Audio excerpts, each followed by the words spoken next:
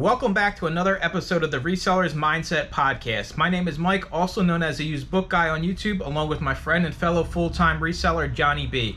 We help people start and grow their reselling businesses from the ground up.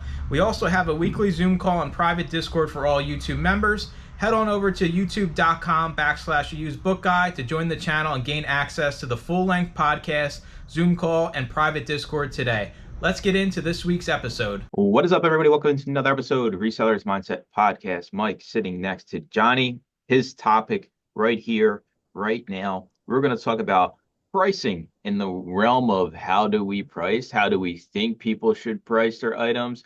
Are you repricing your items when it comes to Amazon and eBay land? I personally have never really seen many videos about eBay sellers doing like repricing on their items. I know large eBay sellers have, the dated markdowns, but like just a video talking about going back in and checking your items when it comes to pricing. So that'll be cool to kind of get into, but Johnny's going to take us away, lead us down this rabbit hole.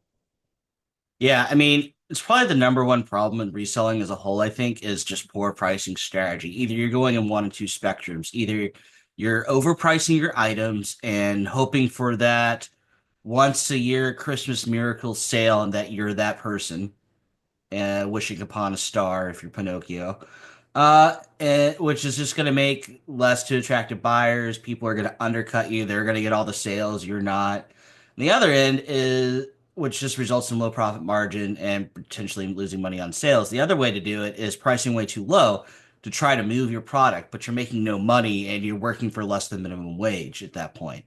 Between all the boxes you're packing or all the photography you're taking or the listing you're doing, and it's just a nightmare. And you're spinning your wheels, and again, you're pretty much flipping burgers at McDonald's at that point. It's hard for me because I have such a strong stance on this that the only thing that matters is selling your items.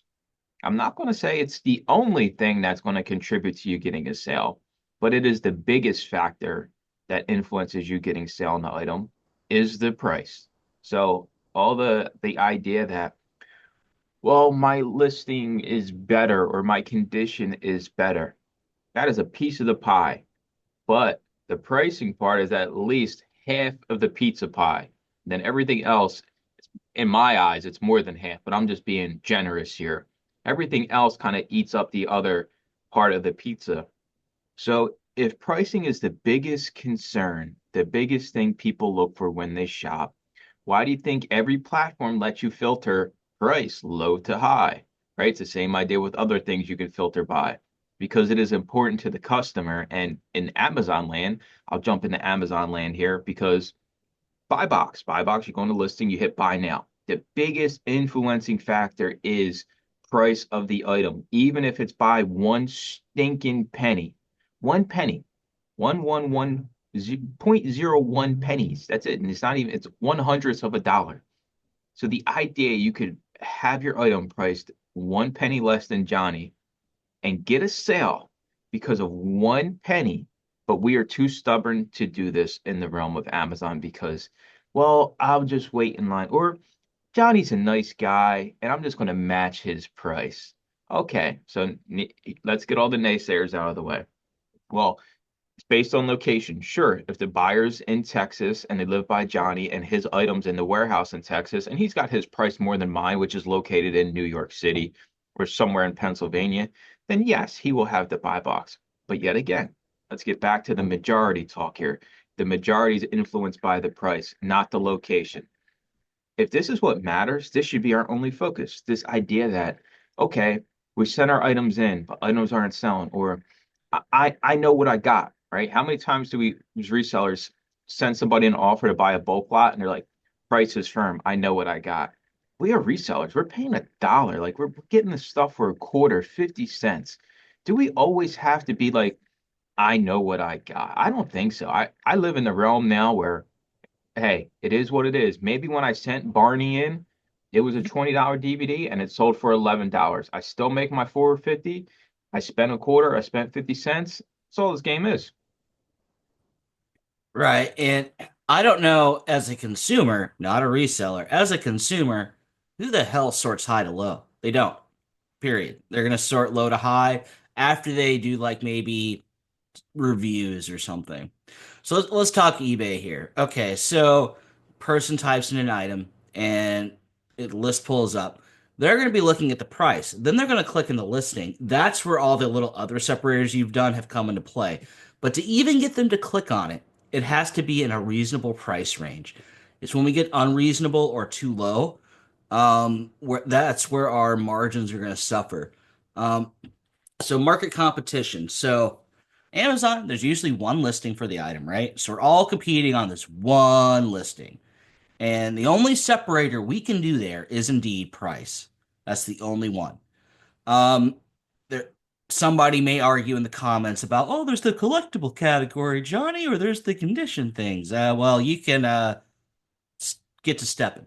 That Yeah. does not apply. eBay land, again, I don't think condition matters too much. I think the additional photos will matter more. But the number one thing, again, to get them to click on it's gonna be price, honestly. So market competition, we do need to be priced competitively. Mike talked about pricing maybe a little higher, waiting your turn in line. If you're good with that and that strategy is working for you, by all means. But for a guaranteed, you're the next person in line to get the sale, you need to be the lowest price, honestly. But you need to clear some margin. If you're wanting to send in items at $4 into the Amazon warehouse, again, you're going to make no money. In fact, you're going to lose money. So you may have to price up above the $4 range to maybe 8 or 9 to make money. But why the heck are you sending in the item in the first place? Unless you're seeing something magical on the screen like 100% sell through. But to me, that market's already too overly saturated and overly competitive. You should just leave it alone 9 times out of 10. But again, unless you know something different about the market, like maybe this thing balloons, it's a seasonal item. It's balloons during Christmas. Great, fantastic. That's few and far between amongst the majority of items. So competitive pricing also, you got to couple that with healthy margin. If you're making 1% margin, you're running not a great business. Um, if you can get in the 20% range or higher, you're doing great. Like the OA guys or the RA guys, they love 20% margin. Over here in just used product land, we turn our nose up at 20% margin. We shouldn't. Money's money. It all adds up. Again, we're paying $1 or less than for most of this stuff. If you're maybe a more expensive state, maybe you're paying $2 to $3 per. So margin's even more important to you. Um, what do you think about margin and market competition, Mike? That's why I've always stayed in media. Like, sure, I got the sources, I know my routes, I have the relationships, but I think it goes back to the mindset of no matter what category you're in, this stuff's out there for the taking, right? And if you have the mindset, oh, that you're not going to be able to get out there and find items, so you're just going to try getting the most. And there are exceptions, like you said, right? Like if you're the person selling iPhones, you don't got to be the lowest price, right? If you're selling something that's a collectible, you don't got to be the lowest price. You better have good photos on eBay because that can be a differentiator. But like Johnny said, if I'm looking for the phone, I don't care what the photos are if it's priced $800 when it's really $100 phone, right? You're never going to click on that listing. And I know it sounds crazy, but I never went back and did any repricing on my eBay items. Maybe once or twice in my whole career, whatever I initially priced it at, which in my defense, any product I ever listed on eBay, I was always the lowest price at the time of listing it, right? But it's not like eBay alerts you that somebody else came on the listing and is now priced lower than you, or maybe they have a quantity of, 50 of these things. I used to sell vegan Reese's cups on eBay. I'd go buy them from Hershey, because I'm right by Hershey, for like $3. I was selling them for like $15 a piece on eBay. And I could tell when somebody else came on the listing because I would stop getting sales. So then I could go in and manually underprice. But I know most people don't do that. It's just like we list it, we throw it in the bin, we forget about it. We're in Amazon land, we list it, we don't reprice aggressively, and then we have to deal with, well, why aren't our sales what they should be? Why do I have all this inventory sitting around not making me any money? Well, the problem is the price because you could argue even if it's a super non-desirable item, if the price is right, it's going to sell a lot faster. That's just I just firmly believe even if it's something that sells once every 6 months and you got it at $50 and you drop it down to $25, yet again, you should have margin. We are resellers. It's not like we're, paying retail price for these items. If you don't have margin, you're belly up anyway. The commerce just you don't even make I guess you do make it to this point, but by then it's too late because you already spent all your money and you're not getting anything back. So if we have the margin, let's leverage the margin to sell our items because we don't get paid until the items sell. The idea that having all these listings is cool and yeah, I got this many listings. Zero. I want zero listings. I want it all sold, even if that means I break even in Amazon. I even lose money on some sales because it's cheaper to just sell it for $1 loss than pay Amazon to remove the item. So there's so many other factors that we don't think about, and we just hang on to this idea. Well, I know, dude, Barney is 50. Barney's going to get me my $50, regardless. And then a year later, Barney's still sitting in your inventory. You could have sold them for 19.99, got $11 after fees on Amazon, went and spent that $11, and then you could literally compound that $11 into hundreds, thousands of dollars literally in the same year. Here's where I think Amazon sellers get into trouble. They'll scan it. There's no FBA, no new. There's maybe a few merchant people, right? They want to price it to the moon. $300 I see go to lister doing on his defaults, which is laughable when I have I don't know, Nora Roberts book in my hand. There's no way in special hell land where that thing is going to sell for $300. I got to come down to reasonability. But what's reasonability when there's nothing on the market? Well, you do have tools like Keepa and whatever, or you can use your book knowledge. Yes, you Amazon sellers do have some book knowledge, at least when things sell. You've sold romance novels before. How much do they typically sell for? List it for that price, not $300. It's like $19.99, maybe $29.99 on a good day, depending on the book itself, honestly. Now you got a history book, and there's some better indicators, like maybe you're seeing like $100 over in merchant land. Maybe $300 isn't out of line at that point. So you got to use your book knowledge and also your analyzing knowledge when you're looking at things, when you're scanning them or looking them up online. Over on eBay, it's the same thing. If you're looking at sold comps, what's it averagely selling for? Not the miracle sell where the one jack off got $500 and everybody else is less than Dude, $100. what if you are you talking about my Disney Black Diamond VHS tapes, dude? I'm not talking about your money laundering operation. You're Money right, laundering is a separate podcast that'll never come. dude. I mean, think about it. I'm trying to put a time frame on it where if I list something at the the ridiculous price that something's listed, or even the market price, Mhm. how long would I be willing to wait to get all of the money, or say take 50% of what I list the item at the same day I list it? I don't, I can't come to a number. Like, how long would I wait, or what's the trade-off here? If I could literally sell all of my inventory at 50% off right now, if there's a button that just popped up, I would do it. I wouldn't even think, Johnny, I would click that button so fast my bank account would just explode. They'd be calling me saying there's some type of fraud going on. I So do that all day if it's instant sell like that. how long are you willing to wait to get full price for the Barney DVD? That's the question you have to ask yourself, because you don't have to run to the bottom right away like I do, but I'm fine with taking some of the money all of the time. So what's a reasonable time frame for somebody to list an item and then go and lower the price? Because for me, I have my repricer set up to 7 days. So I literally, from the second I scan the barcode on the back of an item, it's got 7 days to stay at that initial price. And then after that, buckle up because it's tanking. I'm tanking the listing down to my minimum. So what's a reasonable time for somebody to wait to try to get the full price when they list an item? When it's saturated, there's multitudes of people in there. Don't even wait. Just reprice competitively right away. If it's got a decent number of people on there, and I'm talking about like the sales score, the E score here, and a little bit of the ranking. So if I'm saying something like with 100 and there's 50 people on the listing, to me that's a reprice right away. If I'm seeing same scenario, 50 and 10, maybe I want to wait 3 months, maybe 6 months, because that's when Amazon's the cheapest to see if I can flip it for maximum.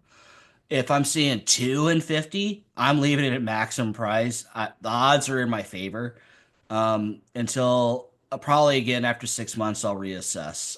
Maybe a bajillion more people came in the listing since then. Who knows? But most items on Amazon or that middle ground, they're overly saturated. So 7 days to 30 days is probably where you want to lean to on most items. After that, let it rip and go. All right, so you have an item, you're going to list it. You look on eBay. There's one none listed, one sold for $50. Hmm? What are you going to list that item at? What's up, Amazon sellers? We wanted to take a second to talk about GoToLister, the software me and Johnny both use to list and manage our inventory and grow our businesses. With the fastest listing speeds out there and built-in profit analytics, it's a no-brainer. Easily and quickly have items available for sale using 2D barcodes and get more for your items with its built-in smart pricing. Make sure to check out the 30-day free trial at gotolister.com/Mike or using the link in the description below. I'm gonna look at the item and see if it's item that's either scarce or has some other cool factor going along with it. If not, I'm probably gonna go 20% below market of that $50. If it's got those other two metrics I mentioned, I'm probably gonna list it for the $50. Like if it's scarce or it's got something other cool going, like a signature or something. Okay, so now my idea with this, where I was taking you here is what percent of resellers do you think are going to price it above the $50? Because I think your typical reseller sees there's none listed, one sold for 50, that they got a $75 bill in their hand. Like I would, if I was a betting man, I would say more than half of resellers would list it more than the $50 sold comp because there's no other ones listed. Yeah, I wouldn't. I probably wouldn't do that. Yeah, you not you, but I'm saying you're your average person that just reselling and sees, oh, look, I got the only one on the market and one sold for Yeah. 50. The immediate thought is to go up in price, right? And you could argue in some cases that would be right. But yet Yeah, again, there's some outlier scenarios where that's perfectly a-okay. I'd say that's only a-okay, and we kind of talked about this before. There's three tracks. This is the slowest one. If you're in the storage game and holding out for maximum dollars, and that is your business model, that is a-okay to do. But for most resellers, that's not a-okay to do. You need to flip it. You either need to be at or below market in order to get the flip in a timely fashion. Because if you don't and you're just holding on in the storage game, you're potentially waiting for your money and you can't spin up your business by getting that money, taking a little bit for yourself, reinvesting the rest into more inventory, rinse and repeat over and over again. There's no rinsing and repeating in the long-term storage game and holding. If you're holding, um, you have another business going on that's paying all the bills. And that again, that's the only real reason to do it. Um, the comic guy, Skyline Comics or whatever, he's famous for just holding at maximum dollars above market dollars because he doesn't care. He does. I don't think he wants to sell his gigantic comic collection he got 40 years ago in some obscure warehouse in New York. I don't think he cares. He just likes the cool factor of saying, I own pretty much all the comics in the world. Congratulations, my dude. I it's funny. So now we got to deal with the idea that I got a crazy idea I'm going to throw out there for the eBay executives, and you can thank me later when you decide to do this.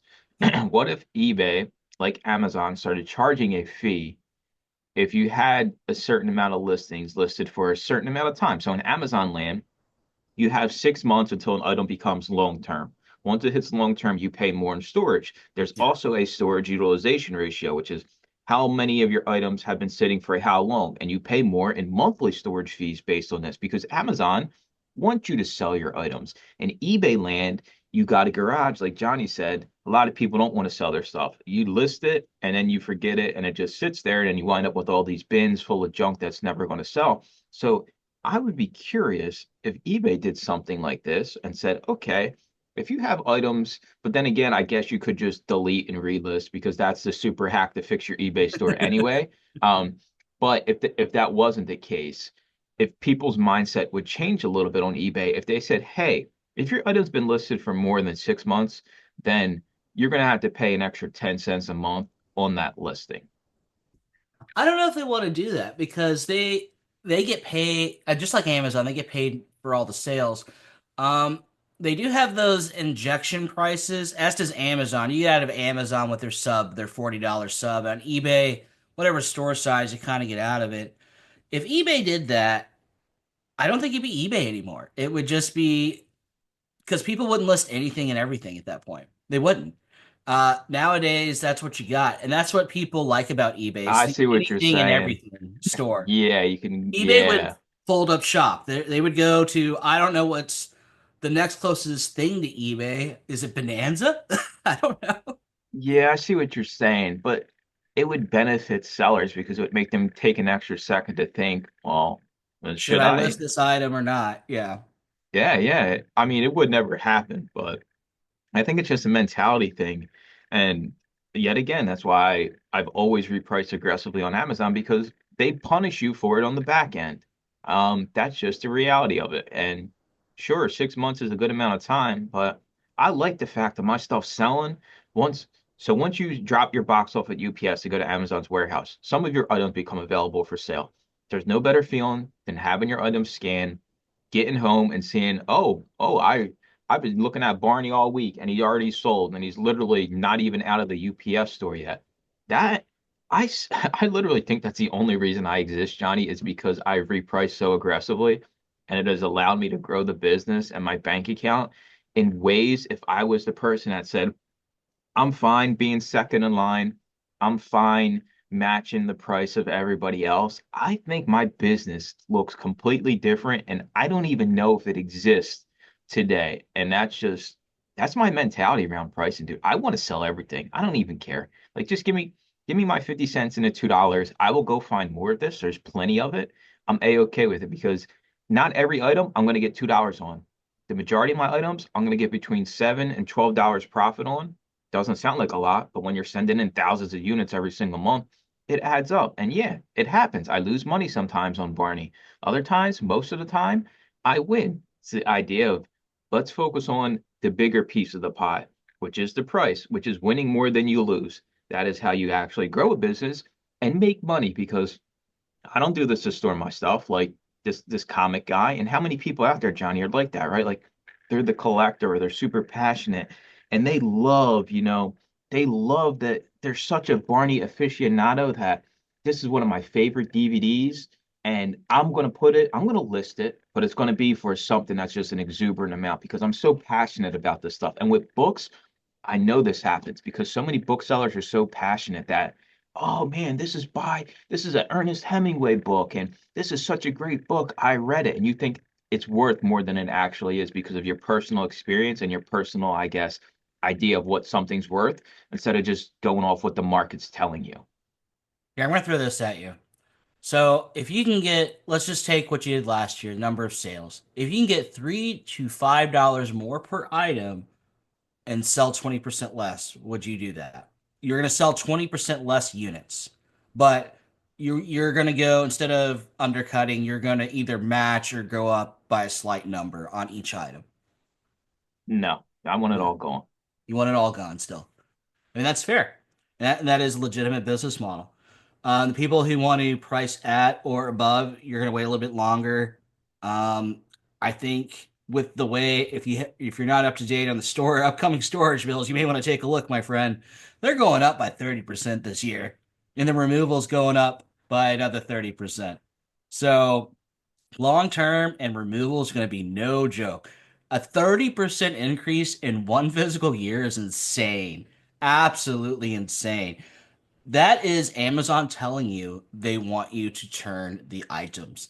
They don't want to store 100% of everything anymore. And in books, they're heavy. Um, Most of them are heavy. So you got to be pretty picky on what you're sending in. Those fees are going to eat you alive. Um, I think, dude, I think I want to hit on that real quick because I think the idea that you just said, like, hey, would you, sell 20% less but make an extra $2 or $3 per item?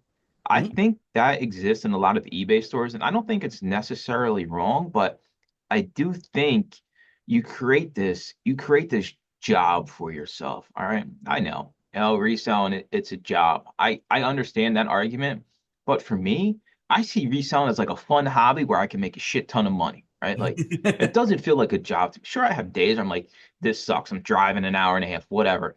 But overall, I'm like, this is fun, right? Like I enjoy reselling. I enjoy going out to the pawn shops and finding the Barney DVDs, right? Like, so sure, that model works, but I think it's a line where all of a sudden you can quickly become miserable at reselling. And I think this is what happens with a lot of people because yes, if you wait, you might get a few more shekels for your items, but I guarantee you, your mindset will be a lot better if you're selling more items, even if it's for less money, because it's continuous cash coming into the bank account. Even if it's just a little faucet that's got a little flow coming. If you see the faucets on every single day versus every other day, every single person in the history of the universe is what reseller isn't motivated to go do some work in their business when they hear that stupid eBay cha-ching that I really never had the I guess glory of dealing with because I never had an eBay store where I could just be sitting here and it's cha-chinging around the clock. That motivates people. So if you don't get that every day, you're going to be a little bit defeated versus, when Johnny used to have the store and we're sitting here on the podcast and the thing's cha-chinging, I'm like, dude, I'm going to come over there and mute your phone permanently, Yeah, right? it's a Like, good sound. I It's a think it's lovely a, I sound. think it's like a mentality thing too, man. Getting the sales every day, seeing items are selling every single day that you send in super fast is super motivating for you to get out that next week and do the same exact thing versus the person that doesn't get sales every day because they want to hang on and try to stick it out for the higher price items. At some point, do you pass the threshold of, okay, now I have 10, 15, 20,000 items? It's kind of like the eBay business you were building where you were getting more based on your descriptions and your photos and your quality. Mhm. But you've said it plenty of times. This is a long-term play. People don't have the wherewithal and they don't start reselling to say, this is going to take 3 years to get it where I want it to be. Right. And brief segue. If you need the satisfaction of the ka-ching sound for Amazon, we have instructions in our Discord, so please subscribe to it, and you can get the ka-ching satisfactory sound in Amazon. I don't even have that turned on, dude. It's It's like 50 steps to set up, but it's doable. But yeah. anyway, back to what you were saying. Now, in eBay land, this does not apply to Amazon folks because we get sent offers, right? And they're usually lower than what we listed for. So going slightly up to counteract those offers, I think is okay. But if you doing so, you realize you're going to wait longer if you do that. Now, if you price correctly and a similar percentage off offer is going to come in, yeah, it's going to be less dollars, but you're going to turn your items quicker. So there is that to consider. So you need to understand your numbers all around and what's affordable and your margins and all that. Additionally, what we have in eBay and not Amazon is promoted listings. How much are we willing to crank up that dial to try to move our items slightly faster, to get ranked a little higher, to get clicked on? But even then, I still think it's going to come down to price. Unless they got let in from some external source, if they're pulling it up on eBay and you're ranked high, like in the top five, it's those top five before they even click on it, they're going to click the lowest price out of that five, guaranteed. Then next is going to come photos, and then after that, item specifics and description. Bottom line, condition maybe. It's so hard. And Johnny, I'm going to make you talk for the next 2 minutes because I have a real life example I'm going to go grab and we're going to discuss it here. Okay. And I'll show everybody here. So you got to talk for the next 2 minutes while I get my recent eBay purchase, which was a book, and I will give the full story once I get back. Okay, if anybody wants a free item, you need to guess right now in the comments. Pause the video of what he's bringing back. I don't know what Mike's going to give away, and this isn't my giveaway because I don't want to give you guys anything. So I'm electing Mike to give away a free item of something he chooses if you can guess what it is to the T. If you do, Mike will send this on his dime. Hopefully he good mouthed me, but I have a real life example from this past week.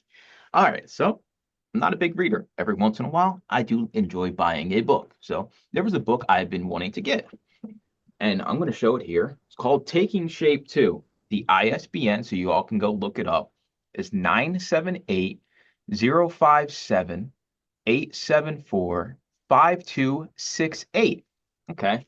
So I go to Amazon. I'm an Amazon seller. I'm going to support Amazon. It's going for like 30, 33, $34. All right. I know eBay, Fleabay. I got to be able to get it for cheaper over there, right? So Hmm. I go over. There's a few listed. Oh, this little guy's got best offer on, Johnny. Hmm. He's already the lowest price. It's already cheaper than Amazon, right? It was like It's cheaper. $28 if I didn't Yeah. even throw an offer out there. So this guy's the lowest price.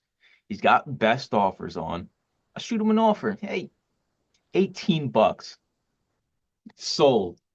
That guy is me in a different universe. He's Yeah. already got the best price anywhere out there on the internet. It's listed brand new. It's in great shape. And he still takes the offer, which is like $6 less than what he had it listed at. This is a real life example of what exactly we were talking about. Now, he could have sat there. He could have waited how long to maybe get all the money? It was the Who lowest knows? price, but he got the sale that day. Don't we want money today? So it's the whole argument here. I want you to get paid today. I don't want to be, I don't want to have you wait 2 weeks, 2 months. Some of these cases, the item never sells. And then by the time you get around to repricing it, the market's saturated. There's no value in it. It's crazy to me. We're literally talking about real life examples here. I literally did exactly what I'm talking about. And the person, he didn't even counter. He just said, give me that 18 bucks right here, right now, even though I'm the lowest price. It's crazy to me, man. I don't know. I want to sell it He all, probably dude. got that from the bins. It was on top of the pile, light beaming down from the ceiling on it, and he paid less than 30 cents for it or 80 cents or whatever. Your $18, even after fees, he like, I don't know, 8x, 10x his money, didn't care. And you just go do it again. And you go do it again and you stay in business because there's actual money coming into the bank account. And it's not a garage full of items listed that are overpriced that just never sell. I mean, like you said, there's rare cases where somebody buys the more expensive one, but in Amazon land, nobody's clicking through to see what the condition is, right? They're just clicking buy now. I mean, you talked about it.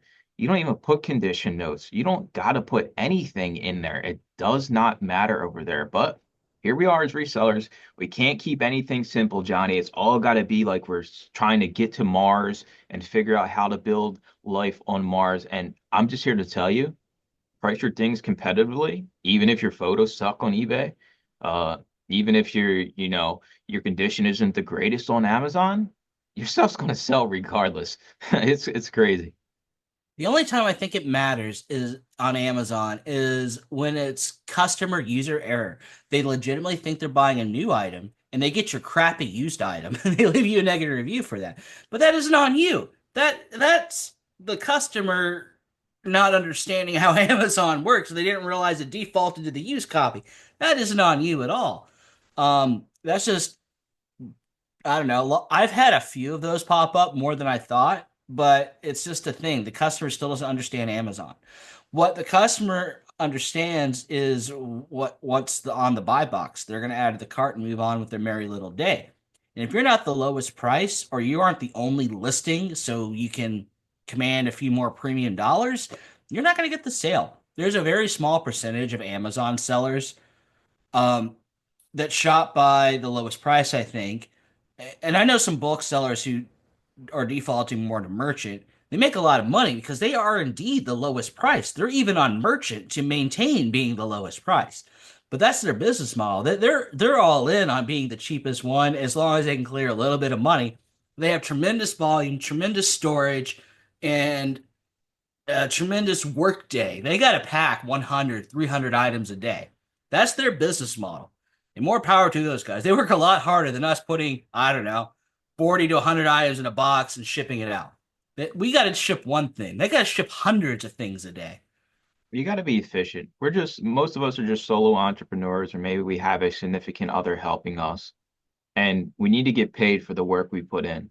It's just the reality of anything, any business. You need money coming in to sustain the business, and for those of us that are full time, to sustain our real life expenses, like not even just sustaining the business. So I got $10 to go source, right? Like I need to be able to buy cans of cat food. I need to be able to buy, food for myself and pay the electric and all these other things that go into this. So I can't afford to hold out. I guess that's what this comes down to. You I don't got don't a want to. shoebox of candles under your bed? You've been waiting to burn these? I don't want to. and I can't afford to try to get all of the money some of the time or all of the money all of the time. I need some of the money all of the time, every single time, especially if it means I'm going to have a higher sell through and things are not going to sit in my inventory.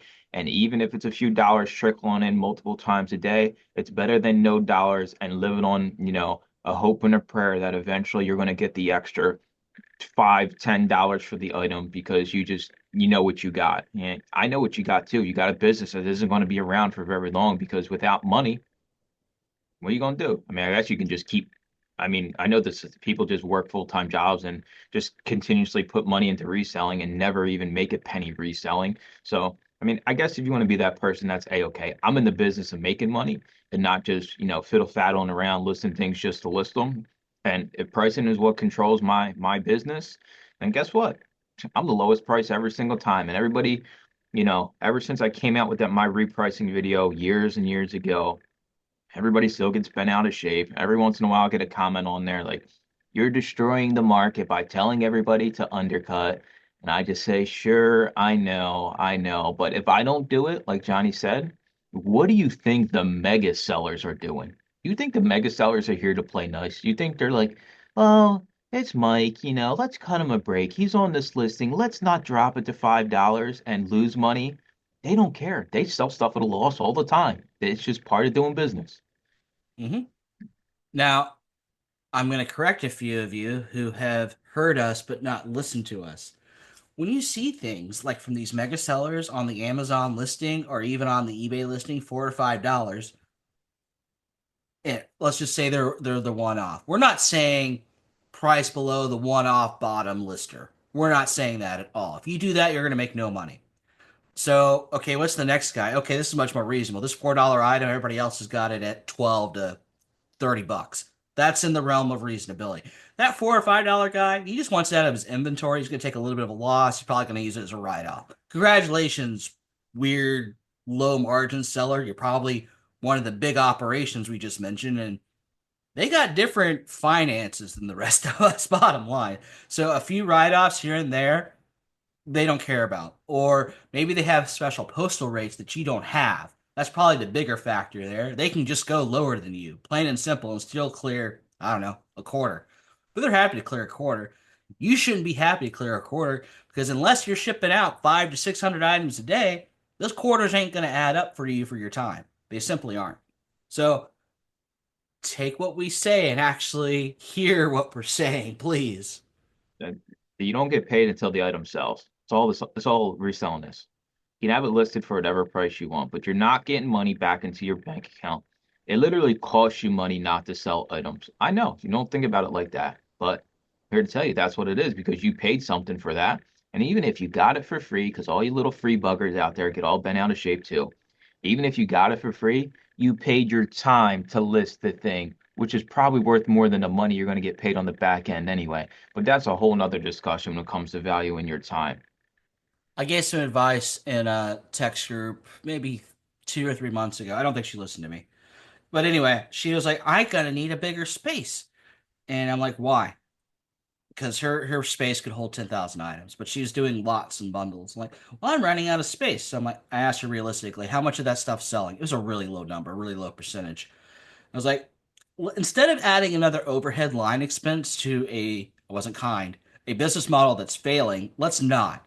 And let's utilize the space we have to make a faster moving, selling space efficient instead of doubling or tripling our overhead to do more of, again, what's not working. She was determined to do lots. I think she's still doing lots. I do think she threw out some trash, what she deemed trash. That's the thing. When you start out, you don't know what's trash. You try things and you experiment. But once you move out of that, you shouldn't stick to the trash anymore. Let it go. Don't even pick it up. If you do pick it up, either because it came with a bulk thing, throw it away. Make it go away somehow. But doubling down on what's barely working or not working at all is never a good idea. You need to make it working before doubling down to expanding. Because if she had listened to me, she would be in the same space and having trouble filling the space. That's a beautiful place to be. When you have a decent sized space and things are moving at such a speed, that that that to me means okay, I need either bring on employee or work more hours. That's a beautiful position to be, to try to fill it, then go upstairs to another bigger facility. But if you're just constantly listing, I don't know, 30, selling two, listing 30, selling two, that's not working. Don't do that. No, at some point you should be selling just as much as you're listing every single day. And if you don't see progress towards that, then you got a problem going on. So that's going to do it for this episode. Reprice your stuff, and when you initially price it, be aggressive. I promise you, if you hate making sales, reselling, you can come back to this podcast and yell at me about it, because nobody hates making money reselling. And the main way we can do it is by price. So we'll talk to y'all in next week's episode. Thanks for listening to another episode of the Reseller's Mindset Podcast. Today's full episode and all previous episodes are available to all YouTube members, along with the weekly Zoom call and private Discord. Head on over to youtube.com/theusedbookguy and consider joining for as little as $2.99 a month.